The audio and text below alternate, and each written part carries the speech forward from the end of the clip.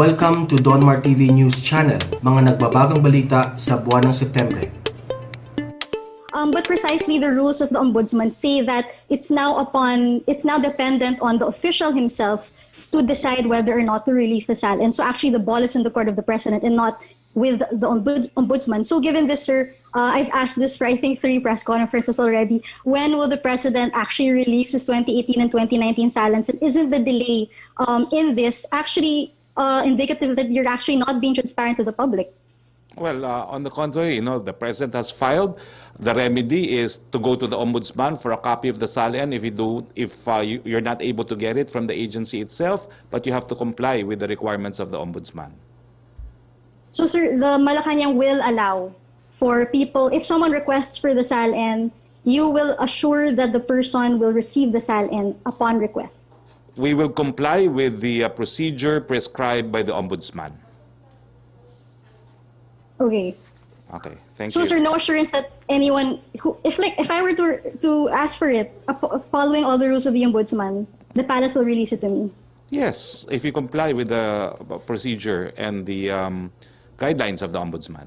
Okay? Okay, sir. Thank you very much. Last question. Thank you, Pia. We go to Yusek Rocky now. Yes, Secretary, question from Virgil Lopez of GMA News. The U.S. Marine Corps said in a report that Joseph Scott Pemberton won't face court-martial proceedings, saying they will not try Pemberton a second time for the same crime. However, they said Pemberton will be processed for administrative discharge. Will the Philippine government ask the U.S. Marine Corps to reconsider and hold the court-martial proceedings? That's a decision of the U.S. government. Although I take note that they have said that he will be processed for administrative discharge, meaning he will be fired as a Marine. Second question, UN High Commissioner for Human Rights, Michelle Bachelet, has called on the Philippine government to revoke the policies that allegedly resulted in human rights violations under the drug war. She also urged Philippine officials to halt the use of rhetoric inciting violence against people who use or sell drugs. Ano daw po ang reaction ng palace dito? With all due respect to Madame Bachelet, as a former president of Chile, she knows that we have domestic institutions to promote accountability. We will rely on this domestic institution. And as of now, all institutions, whether be it the DOJ, the courts, the CHR, and other remedies are available to those who claim to be victims of human rights violations. We are not in default of our obligation to provide victims with an adequate domestic remedy. Third question niya, the DSWD is expecting poor families to increase to 20 million next year due to the effects of the pandemic. Will there be bigger appropriations for cash doles than proposed? Ganito na lang po, no? Kaya maraming nagugutom ngayon kasi nga sinara natin ang ekonomiya, kinakailangan buksan natin para mas mapakaunti natin yung mga numero ng mga nagugutom. At ang tingin ko ang solusyon sa kagutuman ay buksan ang ekonomiya at palusugin natin ang ating ekonomiya. Opo, Secretary, marami-rami pa rin po ang tanong dito. Yung tanong ni Julie Aurelio na sagot niyo na rin po about PhilHealth corruption at pati yung physical distancing, kung announcement soon. Ito po yung tanong ni Julie Aurelio. Can we, for Secretary Roque, can we get details about President Duterte's late-night motorcycle ride as posted on Facebook by Senator Go? Does the palace believe that this should dispel doubts or speculations on the President's state of health? Res ipsa loquitur po. The thing speaks for itself. So hayaan nyo na pong makita yan ng taong bayan. And they can make their own conclusions about the President's health. Jinky Baticados ng IBC 13, nasagot nyo na rin po, pero aware daw po ba si Secretary Duque dun sa recommendation or yung Senate President Soto proposed a bill na DOF Secretary ang upo po sa as PhilHealth Chair? I think by now he should be aware because it's all over the media now. Kay Jinky Baticados pa rin na IBC 13, please elaborate din po yung sa willing daw po si Pangulo na masummon sa congressional hearings that would tackle bills seeking to cut red tape and corruption. That's to indicate talaga the urgency by which the President views this problem of red tape, no? Pero I understand, ang sabi naman ni Tito Sen, hindi naman namin kayo isasama, imbitahin if need be. But it shows that the President's resolve to work together with Congress to provide a solution to red tape. From Summit Enilia, earlier na cite po ni Health Secretary Duque ang estimate ng HPAC na magkaroon ng additional 20,518 new COVID-19 cases per month. Kung magre-relax ng physical distancing measures sa PUVs, kaya po ba ito ma-absorb na existing critical care capacity sa Metro Manila? Well, unang-una, marami pong mga miyembro ng IATF that expressed doubts over that model. To begin with, that model was prepared overnight po, literally. Number two po, it has never been validated. No? But number three, in answer to your question, nakita nyo naman po sa ating COVID report, nasa 50% po more or less ang ating health capacity at pinaghahandaan po natin ang pagkakasakit ng mas marami pa, wag naman sana po, no? Pero dahil nagbubukas nga tayo ng ekonomiya, kinakailangan paghandaan yung mga magkakasakit na critical at saka severe at salamat naman po sa Panginoon, kakaunti lang naman po ang nakakasakit ng severe at na critical. Kung na-publish na po ba ang Any Bayanihang Tulo? Nabasa ko po siya sa bulletin, no? Kahapon. Hindi ko po nabasa sa ibang periodiko pa, pero nasa National Printing Office po ngayon.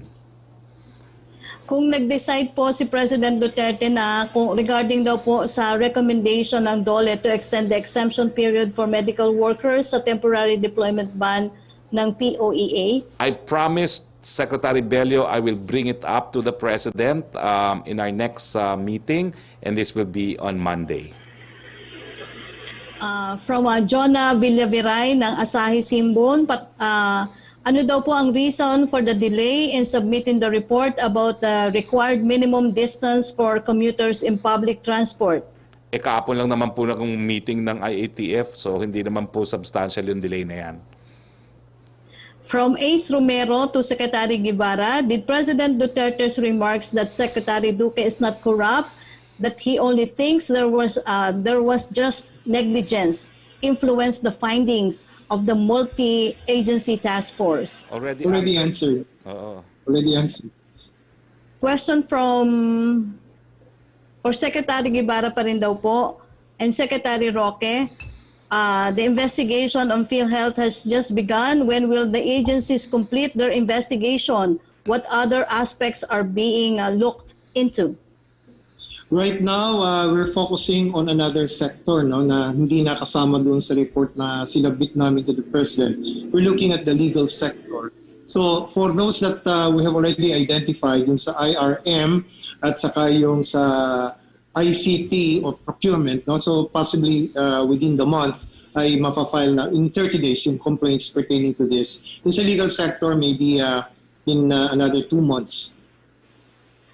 From Julie Aurelio, Senator Risa Ontiveros says the government may have lost 1 billion pesos after DBM purchased PPEs from 5 Chinese companies instead of giving contracts to local manufacturers.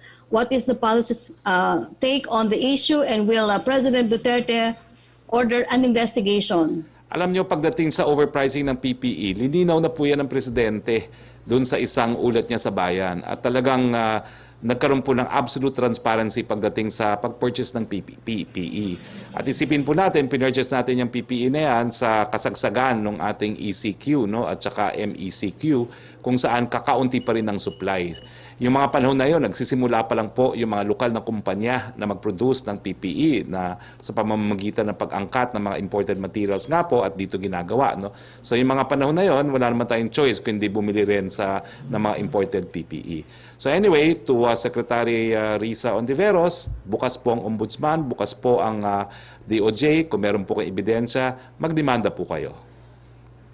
So mga tatlong question na lang po to from Karen Lema ng Reuters. Is the government keen on relaxing further the deployment ban on HCWs? Has that been tabled in IATF meetings? And do you think the President will approve it? How long do you expect the travel ban on healthcare workers to remain in place? Ang proposal po ni Secretary Bello is to allow the nurses and other health professionals with papers completed as of August 31 to be allowed to depart the country. Hanggang dun pa lang po at hindi pa po yan na-aproba ng Presidente. From Ace Romeros, how can you agree with the ICT that our internet connection in the Philippines is not that bad when the administration even deferred the opening classes mainly due to connectivity issues? Hindi ko po alam. That's actually a point for debate, no? Pero ang sinasabi ko po, hindi lang po yan ang sole consideration ng Presidente. It was the President that decided. It was primarily an issue of safety, no? and preparedness, no? Not necessarily internet connectivity. Pero lilinawin ko po, there's always room for improvement. And bilang naging author po ng libreng internet, isa po yan sa bagay na gusto ko rin i-discuss sa DICT, paano namin mapapatupad na yung batas na yan, because that's the law, to provide for free internet connectivity. Last question po from Evelyn Quiroz ng Filipino Mirror for Secretary Guevara. Do you think you have an airtight case against the PhilHealth officials? Well, for those na na-identify na namin, I think we have sufficient evidence para makonsider ito ng Ombudsman for the possible finding of probable cause. But we will not preempt the Ombudsman. From our point of view, I am saying that we have sufficient evidence. Thank you, Secretary Guevara. Thank you, Secretary Roque. Thank you, Dr. Dayrit. Yeah, I'd like to exercise the prerogative of the moderator, no, in the open forum. Secretary Guevara, Attorney Jojo Del Rosario, head of legal of PhilHealth, posted in his Facebook that he's already celebrating that he was not amongst those charged by Task Force PhilHealth. Should he really be celebrating already? Attorney Jojo Del Rosario, former head of legal of PhilHealth. Sec Harry, kasasabi ko lang na ang susunod naming tatargetin ay ang legal sector. No?